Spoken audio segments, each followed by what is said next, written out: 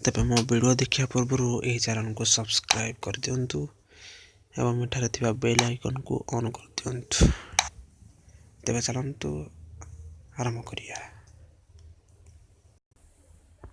ହଁ ସାଙ୍ଗମାନେ, ଆଜି କିଛି ସାଧାରଣ ବିଜ୍ଞାନର କିଛି ଓଡ଼ିଆରେ ପ୍ରଶ୍ନ ଉତ୍ତର କରିନେବା। ଚାଲନ୍ତୁ ଆରମ୍ଭ କରିବା।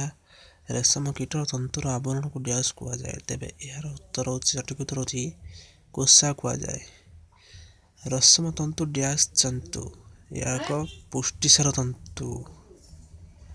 ରେଶମ ପୋକର ଲାଭ ଜାଲ ବୁଣିବା ବେଳେ ତାର ମୁଣ୍ଡକୁ ଇଂରାଜୀ ଡ୍ୟାସ୍ ଆକୃତିରେ ଘୁରାଇଥାଏ। ଏଇଟା ଆକୃତିରେ।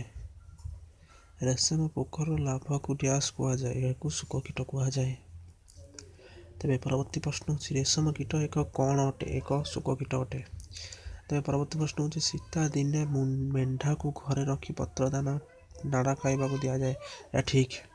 ମେଣ୍ଢାର ମୋଟା ଲୋମରୁ ଭଲ ପଶମ ତନ୍ତୁ ମିଳେ? ଏଇଟା ହେଉଛି ଭୁଲ।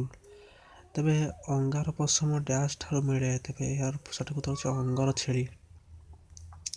ତେବେ ପରବର୍ତ୍ତୀ ପ୍ରଶ୍ନ ହେଉଛି, ମେଣ୍ଢାର ପଶମ ଡ୍ୟାସ୍ ଦିନରେ କଟାଯାଏ? ତେବେ ଏହାର ସଠିକ୍ ଉତ୍ତର ହେଉଛି ଗରମ ଦିନରେ। ତେବେ ପରବର୍ତ୍ତୀ ପ୍ରଶ୍ନ ହେଉଛି, ଓଡ଼ିଶାରେ ଡ୍ୟାସ୍ ରେଶମ କୀଟ ଅଧିକ ଚାଷ ହୁଏ? ଏହାର ସଠିକ୍ ଉତ୍ତର ହେଉଛି ତୁତ। ପଶମ ଉତ୍ପାଦନ କ୍ଷେତ୍ରରେ ଡ୍ୟାସ୍ ଦେଶ ପ୍ରଥମ? ତେବେ ଚୀନ। ତେବେ ଇଏ ହେଉଛି ଆମର ଏତିକି ପ୍ରଶ୍ନ। ତେବେ ରହୁଛି, ନମସ୍କାର।